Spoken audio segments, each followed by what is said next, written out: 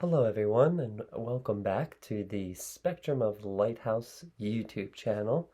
My name is Brett Bouquet, and today what I'm going to do is a video series that I'm going to tentatively title Warnings When Getting In to Spirituality or Spiritual Work or metaphysical stuff, whatever may be the case, whatever word you want to put to this stuff, where it's like inner work, shadow work, light work, all that fun stuff. And the first thing I'm going to talk about that I have here in my handy dandy notebook, first episode is going to be about mental health. And I say that having mental health mental health running in my family, having my father be diagnosed in his 70s and having been growing up in the 90s. I was born in 84, but like growing up in the 90s, the specific doctor that my mom went to just said I was hyperactive or just a lot of energy. I mean, you know. And then growing up playing sports, I played baseball a lot. And another thing about mental health, or I guess ADHD, my dad was diagnosed with ADHD in his 70s, that's what I should say. And so that is hereditary. And also it's caused from blunt force trauma to the frontal lobe because it affects the frontal lobe. And I just mentioned this because I wasn't really fully aware of my mental health when I first got into this. Um, I guess a separate video would maybe be religious upbringing because that's something else that's kind of an issue when you're getting into this because of sort of belief systems and traumas that I've gone through as well, that are different than just mental health, but it also correlates. So, growing up in church and everything like that, nothing wrong if you still go there. I know I have people in my family that still go. Nothing wrong with it, but it just didn't jive with me, and it ended up affecting my mental health a little bit worse, also. And getting into spirituality, it was always a fine line, which is why I was always attracted to shamanism and how, if you're not careful, the sort of shamanistic perspective of any mental health, of mental health in general, is that if you do have, whether it be ADHD, autism, Asperger's, schizophrenia, anything like that, that they are all actually the healers, the shamans of that generation, of that era. And because we in the Western medicine don't necessarily have a way for people like that to acclimate, to integrate everything and to understand who they are, then we just throw them we just throw them into mental health wards or just pump them with drugs, whatever may be the case. Some people it helps, other people it just makes it worse. So this is why we need education, of course. So without going on that tangent, because this is a video about the warnings of getting into spirituality when it comes to someone's mental health, because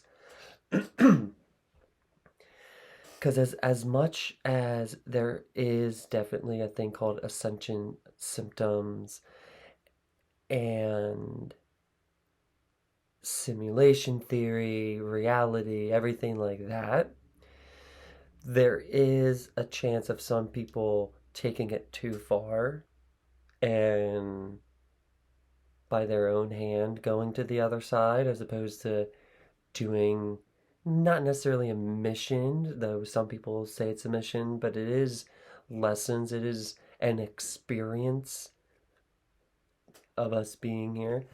But when it get into mental health, you can, for example, the one example that I want to say that obviously I'm here and I'm so thankful that I went through it, and I definitely um this was like a decade ago. Definitely do not advise doing this unless you're with professionals, but also these entheogens, some of them are illegal, so it's not smart to just do them in any space. But after I had one of my first guided meditation experiences, which was a Kundalini awakening meditation,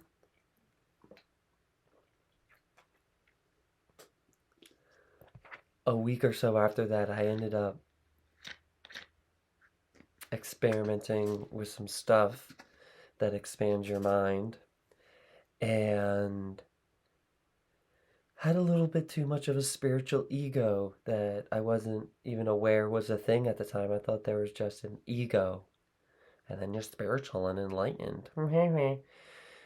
So almost almost being 40 at the time of this recording or this video being uploaded, um that Kundalini experience, because I was not under the supervision or guidance of a shaman or of a medicine man or woman or a priestess or priest, or someone that knew what to do. I had to do it on my own. And I won't share the experience here on YouTube, but definitely I had a lot of realizations about relying on yourself, taking responsibility for what you've done, and not getting through it, because that just sounds like cold hearted, but like getting through it on your own, because that might be a story for a different time, or and I just don't really want to share that too much on here. But that was like the first experience where I literally had like a psychosis. Not even a spiritual psychosis, maybe a spiritual psychosis, but where like everything just fell. I was in like a void. I was like trying to hug the ground because I didn't feel grounded and everything. It was very, very interesting. I had to go to work the next day, and it was just an interesting experience looking back, that I do not advise anyone to do, to just, but at the same time, me going through those experiences has made me the person I am today. Which is why, again, I think the more education, as opposed to making things illegal, if we had an education about it, then I think we would be better off as a society. So, make sure to take care of your mental health and have support, because as much as I knew I had to rely on myself on those times, I've always had a physical support system with parents, family, and friends. And that is one thing about the spectrum of Lighthouse that I want to offer to people like you who are watching this, is that if you don't have that support, I want to offer that support to you. I want to be able to, seeing that I'm unlicensed, or have no degree, have zero educational experience with it. I just have experiential experience. I definitely will advise, obviously, like go see a therapist or someone like professional like that. And then I'm usually more of the person that you can talk to about wanting to go home, right? not feeling a part of this earth because that's me. But the mental health aspect is trying to reconcile that, yeah, you're a human being, but also you have a spirit or a soul. And I'll use me as an example. I went through an integration period of the Pleiadians because there's so many weird things about Pleiadians, whether or not they're good, bad, this, that, or the other thing. But if you do look at some of like even the physical traits of me being tall and lanky and like just weird, and then a lot of other things of different spiritual teachers and spiritual practitioners told me from experiences, from my own experiences, and from trusting in myself, I understood and following the flow, following intuition, I did find that there is a soul part of me that is from the Pleiades. And again, mental health, if you're not grounded, if you don't have like a support system, if you don't have the understanding that you're also a human being that has to do the physical things and integrate that with the fact that you are also a spirit, a soul having a human experience that came here to manifest something, to build something basically, and you can have them to merge together. It's a good balance. So you can always reach out to me through here. I have a website. I'll have my contact information below.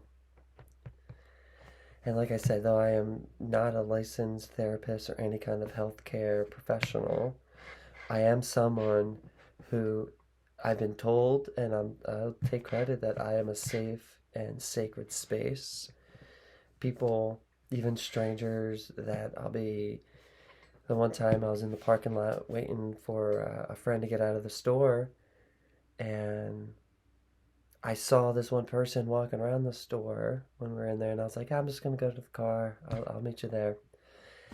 And somehow this person just came and started talking to me about their drug addiction and recovery and everything, and unprompted. And in another video, I want to have a lot of different videos for everyone, so there's going to be a bunch of different playlists because it's not that I'm trying to. It's just that I want people, because if I was trying to, if I was in your shoes. I am in your shoes. And when I try to look for someone to do work with or to work with, I always want to know things about them in the sense of not just their education and everything and their experience, but just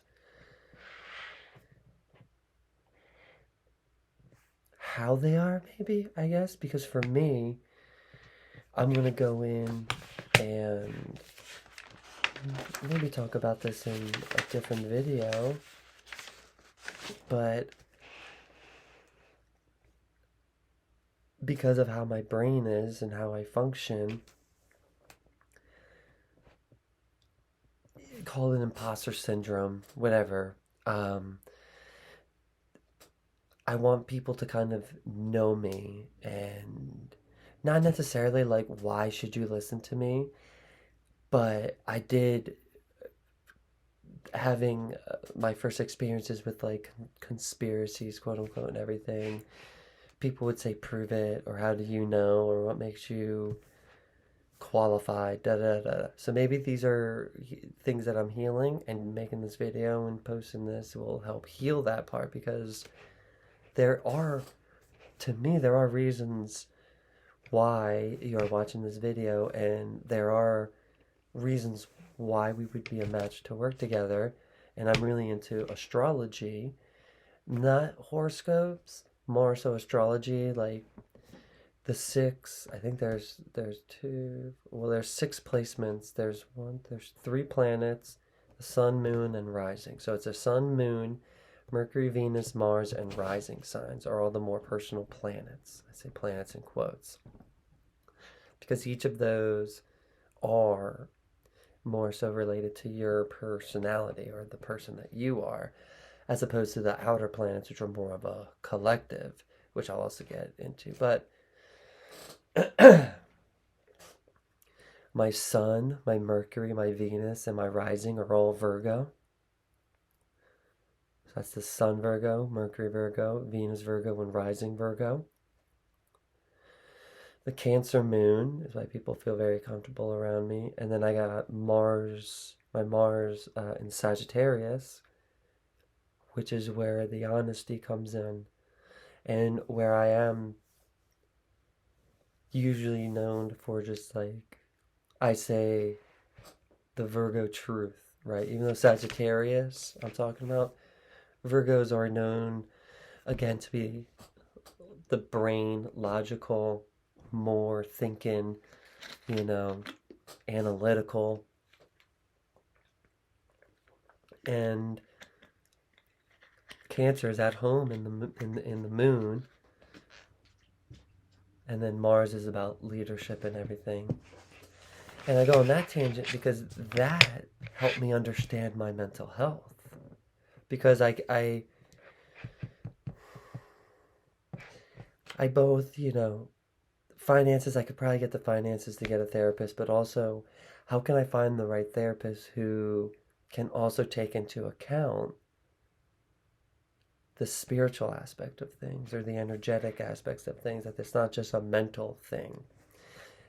That being on the ADHD autistic spectrum or being one or the other is both a superpower but a super curse, if you want to say that word, because sometimes we can get in these endless loops, and then other times we can just be very chaotic. And it's finding that balance, which is what the spiritual stuff really helped me with, and music has really helped me with. So, if you're going to be working with spirits, and when I say spirits, I mean angels, fallen angels, archangels, gods and goddesses, anything like that, either work on your mental health or make sure you can mentally handle a lot of this stuff. Because depending on the entity, the deity, or the spirit that you're working with, it will test your mental health. And I don't want something horrible to happen to you because you just jumped in, which is fine. That's what I do. That's what I did. I just jump in head first. I don't know if the water's deep enough or not. And I've broken my neck many times, figuratively. But this video, which I'm going to try to leave under 20 minutes, because I think this is a good introductory video into this series called Warnings When Getting Into Spirituality or Working with Spirit and Spirits. And it's important to talk about these things because obviously no matter how crazy you think you are, there is someone that's a little bit crazier. I say that with a smile, of course, because it's not crazy isn't a bad thing. We're just more woo-woo, more weird, more consciously open-hearted, open-minded. And we all can be that way. But this may or may not be the next topic or the next video in the series, because I know something else